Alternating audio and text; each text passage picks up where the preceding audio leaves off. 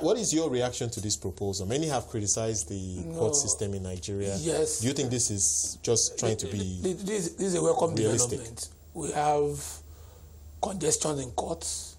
When a judge has to deal with corruption matters and other matters, it affects the way the judge moves. But if there is a court specifically allocated to try corruption cases, that court will be able to apply directly the provisions of the Administration of Criminal Justice Act.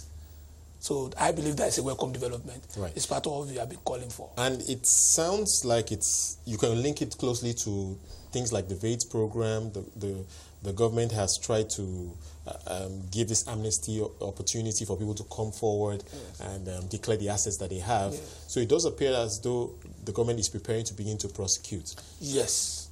I believe that what I just want the government to do is ensure that there is sufficient will to carry through the whole thing. It is not enough to make a declaration. It is also very, very important that you also concretize your action so that it will align with declaration. That is very, very important. You see, what we have successively witnessed is that there is this presumption of innocence. It puts the burden on the prosecution to do some serious work. But what the president is saying is that this tribunal will prosecute and will try people that are not able to explain the source of their wealth. The burden is now on the person accused to show that this was how I gained this asset.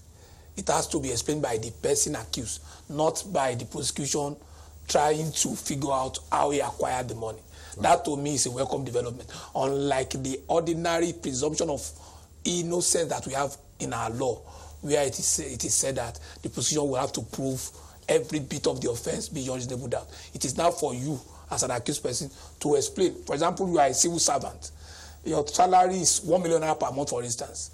You now have an asset worth about 300 million naira. Yeah. So you have to be able to explain to us. Right. Okay, but how confident are you that there will be fair play here? And by this, I mean, many have been critical about how maybe some elements within this government appear to be given a slap on the wrist and not being held to account for situations. For instance, one example that some point to is the Chief of Army Staff.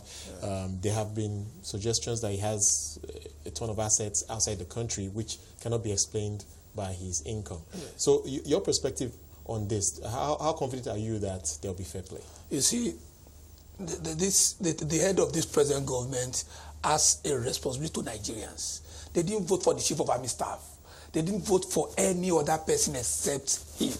So whatever must be done that will make Nigerians believe in him, that is committed to this war, must be done. That's why I said the serious will to carry through what has been said is very, very important. Right.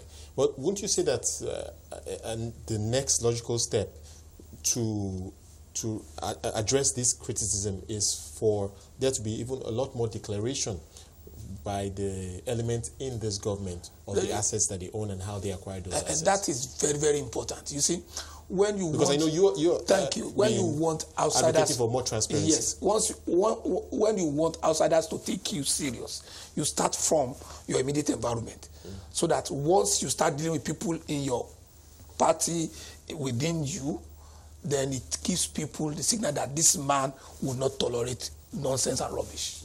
But what's your view on the accountability of this government? Because I know that's what SERAP is all about, and transparency. Yes. How do you assess the last 3 years plus? You see, the problem that we have is the problem with the administration of criminal justice system in Nigeria.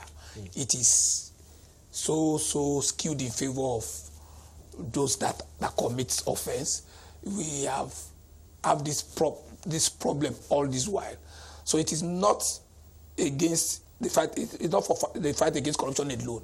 If we have a system that is terribly weak, then it affects the whole system. So what I think must happen now is that the system is being reformed, but we cannot wait forever for this reform. But I'm specifically addressing the issue of transparency and accountability. You know, it's one thing for issues to get into the law courts and addressed, but it's another thing, as you said, to lead by example, to declare your assets, to make sure that everyone sees how the money is flowing and so forth. How will you assess how this government has performed? The truth of the matter is that I share the sentiment of Nigerians that this government had not been seriously accountable. But I want to also play the devil's advocate that the problem that we have in this regime is not a problem that started with this regime. It's a problem that has been with us for some time. But again, I want to say, problems are meant to be solved. Problem exists to be solved. If the government is still talking about what had happened in the past 3 years after taking power, then that government will not be declared serious. Right. So I want this government to show seriousness, to show that things must be different now compared to pre-2015 situation. Well, we look forward to the outcome of this initiative. Thank